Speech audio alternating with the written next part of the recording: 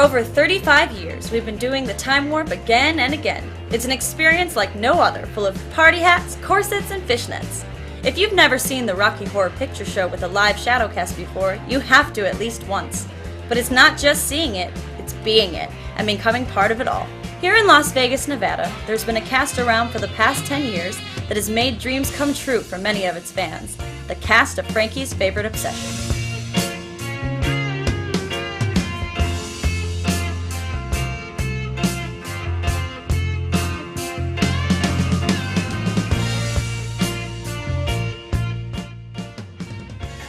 I'm Steve. I am the cast leader of Frankie's Favorite Obsession.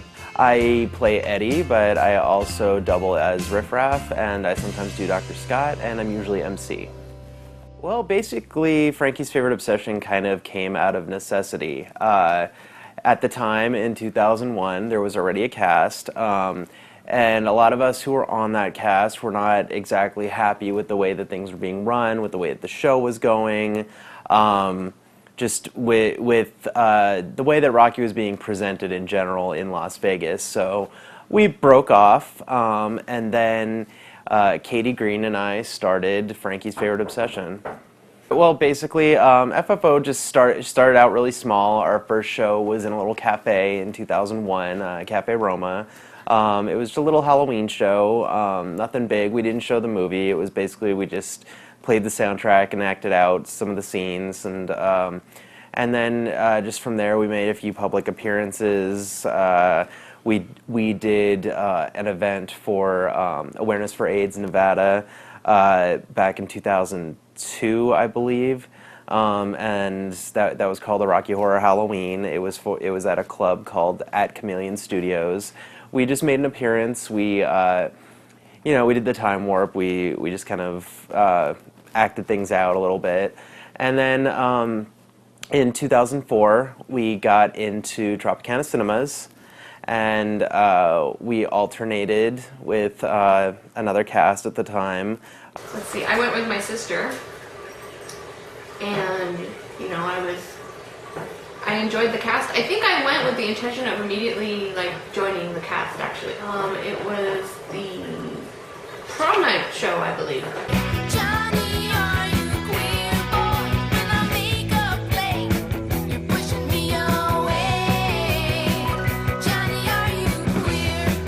I found FFO mainly because they had the original trailer on 35mm film.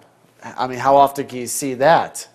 So I went to their show. I remember it was Vampire Night, and I got myself fake vampire teeth. I saw everything. I saw Rocky in the theater with the live cast. Well, I always think it's better to have Rocky in an actual movie theater, because that was, well, I mean, that's how it started. That's how it's kind of meant to be seen. It just started out as a movie, and then people, started doing callbacks and audience participation. I also think the theater is kind of the best venue for audience participation. We were there for over a year, about a year and a half, and then new owners came in and they decided that they didn't want the show anymore. So then we moved over to Hamburger Mary's. Which was basically a gay-friendly restaurant that had a performance space, and they got the rights to the movie. We acted it out there for a while, for almost a year. Hamburger Mary's had that kind of an intimacy with the crowd, that there was no barriers between you and the audience, so that kind of made it a little bit more of a close-knit type of experience. And then they decided to change names and break off from the Hamburger Mary's chain. They became Toucans, and then they went under. Then we did a few shows for the city at an art festival called Art About. That they were outdoor shows. They went okay. They weren't our finest moment, but we did it. So we are officially recognized by the city as the Las Vegas cast. I didn't like Art About because it was put on by the city, and they did not allow anybody to use profanity, and that just kind of changes the whole experience. we actually got a lot of exposure as a positive aspect of it. Even if people weren't actually staying for the show, we did get our name out to a fair degree. During the 2-year hiatus from Rocky, FFO decided to take a change of identity in the fall of 2007, becoming Incredibly Hot, the first ever Vegas shadowcast of John Cameron Mitchell's Hedwig and the Angry Inch. I think it was a little bit different because while Rocky is a musical, I think Hedwig is a little bit more of a musical. Different. We didn't have all the props that we had for Rocky, but I think for Hedwig there was kind of more costuming involved to that.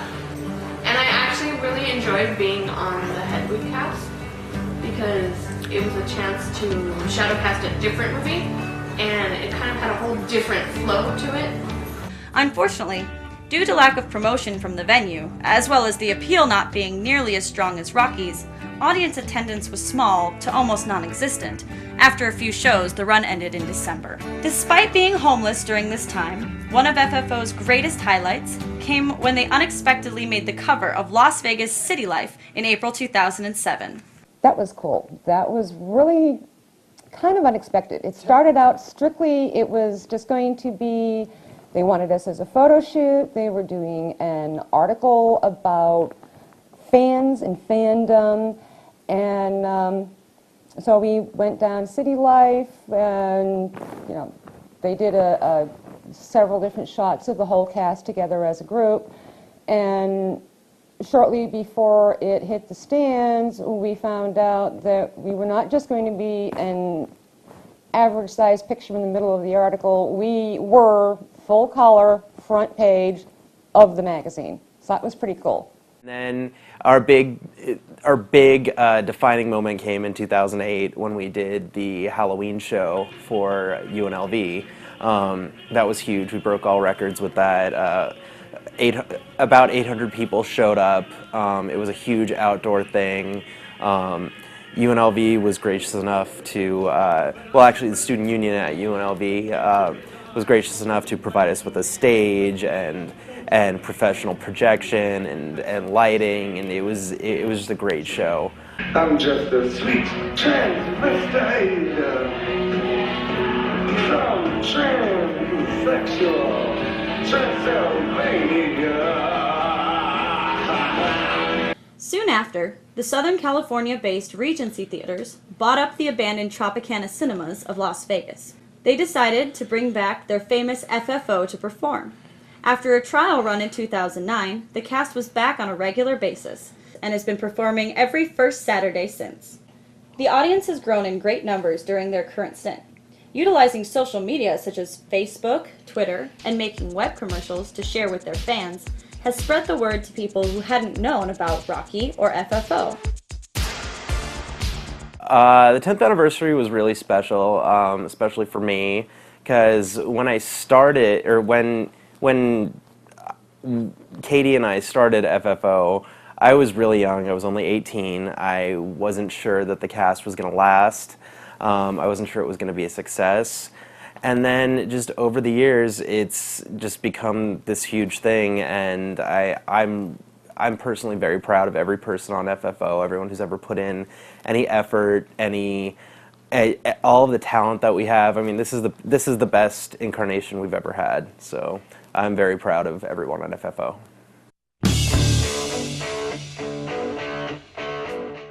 On a typical show night, the cast arrives at Tropicana Cinemas around 8:30.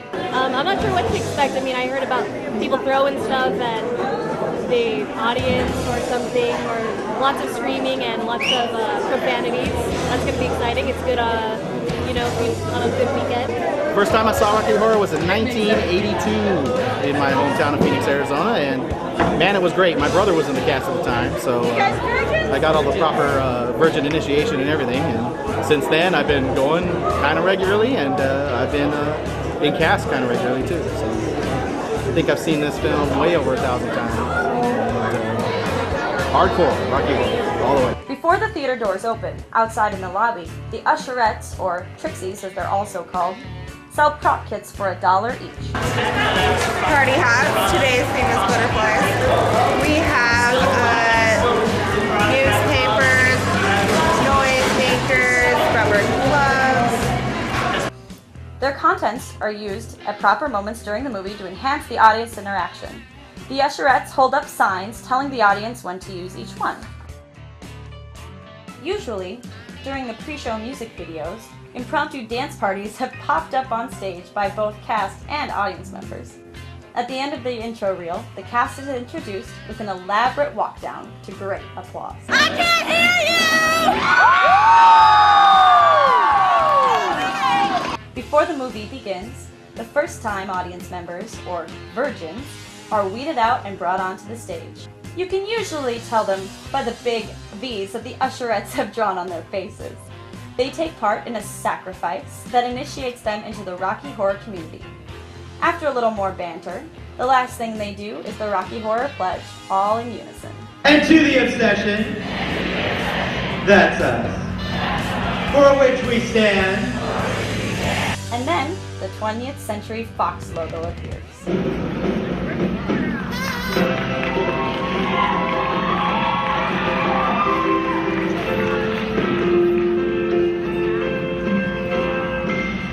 Our show is very traditional. It's very much like the early Rocky Horror shows, but it is and it isn't. It's more complete than them. We try to keep the tradition of, at the beginning of the show, it starts out with girls in usherette costumes doing a choreographed dance. This is a throwback to the usherette at the beginning of the Rocky Horror Show. In the 1974 version at the Roxy, they named her Trixie, so we call these girls Trixies. And then we've incorporated them throughout the show. They interact with the criminologist, and then we act out the whole movie, which was not something they did in the early days. They used to just do a couple of the musical scenes, and then we try to be as screen accurate as possible. We have elaborate costumes. We have rehearsals. We make sure that people are ready. We want to give the audience their money's worth when they come. We want it to be, we want it to be an experience. And since we only go once a month, as of right now, we want it to be, this is where you go. This is a big thing. This is a big deal. It only happens once a month. If you miss it, you have to wait a whole another month. So, we want it to be a big deal. We want it to be really, the Rocky Horror Show of Las Vegas. These shows have given many youths a place to go where they can feel welcome, regardless of their personality, age, or lifestyle. They have been an oasis for kids that are often dealing with adversity at school and in the outside world. Being a part of Rocky, when you're a part of Rocky, you're a part of a group of people who are open and accepting to anything. I've never been around a more caring, fun, and understanding group of individuals, and it's just nice to finally find my one place where I really feel like I fit in. I love everybody on cast. Like I said, everybody's like just an extension of my family. I'm kind of the cast mom. I'm the mother hen of the group, and so that I know that, regardless of what part I'm doing, that I'm going to be doing, no matter, there is no small part in Rocky. Fun. You can be yourself. Nobody judges you for anything. Everybody's out there just to have fun. The cast is out there to put on a good show and try to make it fun for the audience. One of the nice things about the cast is that it's kind of, you don't have to plan it. It's every month we're doing a show, and if you can make it, you can make it. If you can't, you can't. I discovered Rocky when I was 9 years old. It was on a video cassette tape that my mother had from the 80s, from MTV, and I was never allowed to watch it. So one week when they were gone and I had a babysitter, I put it on and it became my new favorite thing. It was sort of my own obsession and cult in my own life up until I was about 12 or 13, and I realized that a whole bunch of people all across the world. Oh, I just like performing. I really like doing the time warp, and I really like being a tranny because there's personality to tranny. I'm not saying anybody could be like Janet or anything, but you have to have a certain eye for detail. My costume's not even actually complete. I'm missing certain things, like an actual good necklace, and detailing on the lapel of my jacket and a better wig. If you're gonna have something like that, I'd like to do the grand tour of all the characters and eventually play, at least for one show, all the characters. People who are not familiar with the show see these people and they may not understand what or why they do this, and some draw their own unflattering conclusions. But actually, Rocky fans are just like everyday people outside of theater. They go to work, school, and earn their living through the week. In fact, contrary to popular belief, some of them are also very active in religious activities.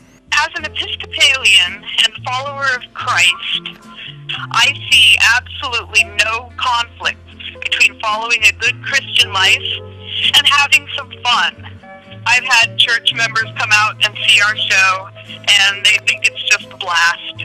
Nobody has any problems with it at all. But at the show, they step out of themselves and into their favorite character, as fans like to say, be it.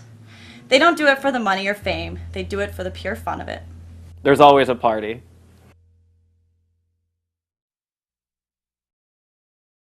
I don't really know why, but I can't remember if it was my first show playing Magenta. I think it was maybe my second show.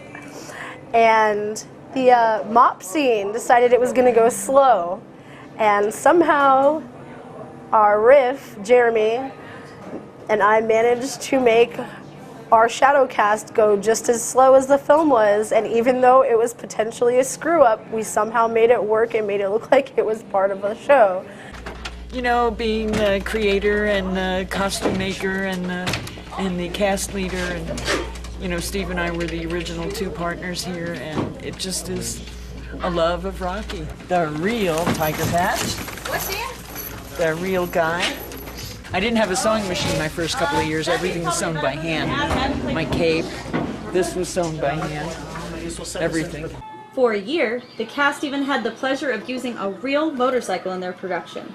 It was courtesy of a woman named Jill Swifock. Oh, the audience was totally unprepared for the first time they heard that engine gun at the back of the room, and seeing that bike come cruising down the aisle got an ovation every time. The motorcycle was great fun, and I think Steve enjoyed learning to ride it as Eddie, and I enjoyed striking it as Trixie. Rocky Horror has seeped into every aspect of my life. I've made so many friends, not just locally, but internationally from it. I'd say the biggest highlight that I've had personally is I did get cast as Eddie on the picture-in-picture feature on the 35th anniversary Blu-ray that came out in 2010. In 2010, Rocky was released on Blu-ray. The disc included a picture-in-picture shadow cast feature. FFO was honored to have their cast leader, Steve Van Meter, be cast as Eddie. In its first 10 years, Frankie's Favorite Obsession has endured much adversity and obstacles in the name of bringing a quality Rocky Horror cast to Las Vegas. As a new decade begins for FFO, it's safe to say that all that effort has paid off and the future is bright. I would love to see FFO continue in the vein it's been progressing in, becoming more polished, even more professional, and continuing to experience the high quality of production that is FFO's hallmark and standard. Cast members will come and go, and things will certainly change, but there are more fans out there ready to take their turns on stage and in the audience to keep it all going. Not just for FFO, but for all the cast still around after over 35 years. They dream it at home, and then they be it in the theater.